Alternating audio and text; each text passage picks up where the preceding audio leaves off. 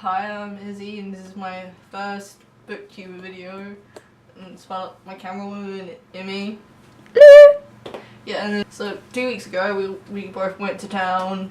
She hadn't brought her Christmas presents yet because the idiot she is.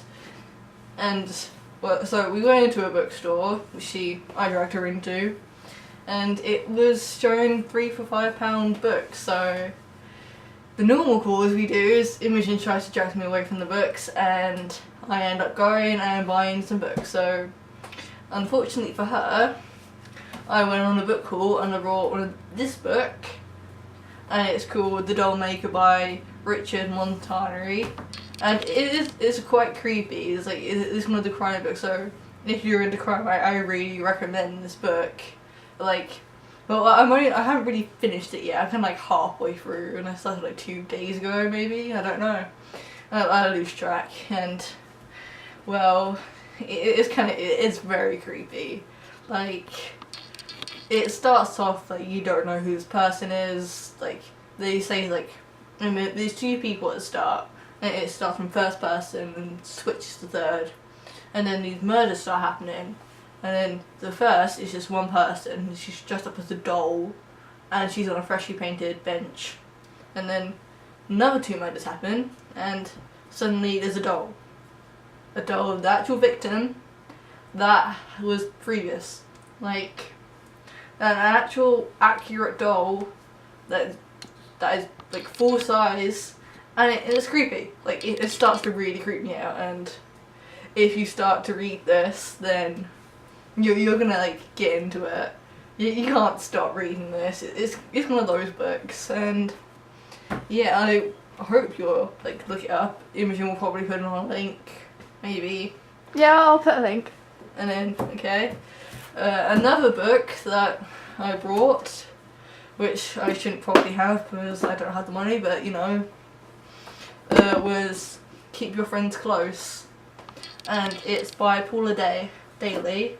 And I'm not as far into it as The Doll Maker,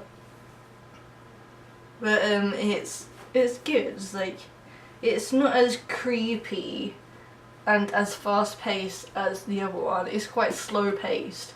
It probably takes you a while to get into it, but I'll read you the blurb. What do you do when your best friend steals your life? You've been friends since university when you became the people you are today. You don't see each other enough, but when you do, it's as if you've never been apart. She's one of the family. You would trust her with your life, your children, your husband. And when your daughter is rushed to hospital, you're grateful that she's stepping in at home looking after things. But your best friend isn't who you think she is, and you're about to find out just how wrong you were. So it's kind of like it hits home. Basically, it's quite personal. It could be quite personal to you. Like, it's like psychological, gets into your head, messes with your head, and like you start thinking like, what if this happens to me? Whoa, like, is my best friend gonna start doing this, or is this one of the things that just like happens? And it's like, it's really slow paced. So like, you start to get into, you don't really suspect her at first. Like, oh yeah, she's fine, she's the best friend, she's not gonna do anything. And then she starts to do things that you question, like, why is she doing this? Why does she want to do this thing? Like, is she gonna steal the husband? Is she gonna steal the child? And then meanwhile, like, her friends all across like the sea, and then she like her child's in hospital, so obviously she's a bit distraught. She doesn't know what's happening. And then I haven't got that far. You can see I've only got that this far in, but like, I'll probably keep you posted on what's happening. I'll be able to finish in a day or 2. And then I don't have the books with me, but a few months ago I started reading this book series by Chris Carter, and he used to be a criminal psychologist, so he like worked with the police and analysed criminals, which is pretty cool, to be honest. And I started reading, I brought his books on another book haul with Imogen. I do that a lot, and I brought 2 books, and the book I was reading turned out to be the 3rd book in the series, so I had to go back, read the one I brought, which was the first book, and I was hooked. The first one is called The Crucifix Killer, and it kind of lives up to the name. Like, the cover is super creepy. The blurb is even creepier, and the book is like, it messes with your mind. You don't know what's happening. You can't figure out the plot. The plot isn't overly complicated. It's just well structured. It fiddles with your mind, and you're trying to work it desperately along with the police. Like, you're basically in the book. You are the person who's trying to catch the killer, and you get like, it follows the story of Robert Hunter, who I think is probably based off the author. And that's what I think anyway. But I would love to hear your theories if you've ever read the book, or you're planning to read the book. I'm sure there's going to be some few links up. But basically it's about this person who's mimicking these murders that happened like a few years ago in the book, and they kind of hit close home with the main detective, Robert.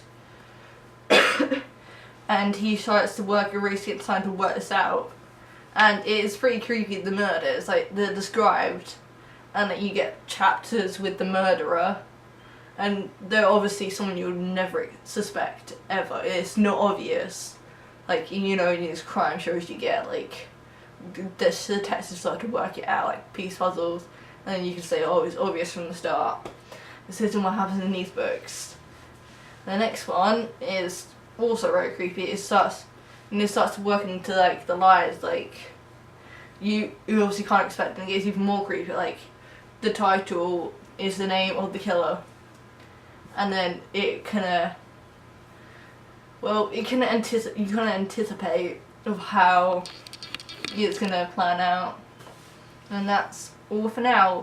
You can check out our Tumblr at shybookout.tumblr.com, and there's obviously going to be a link probably down there somewhere, I don't know. And that's all for now. I hope you like the video.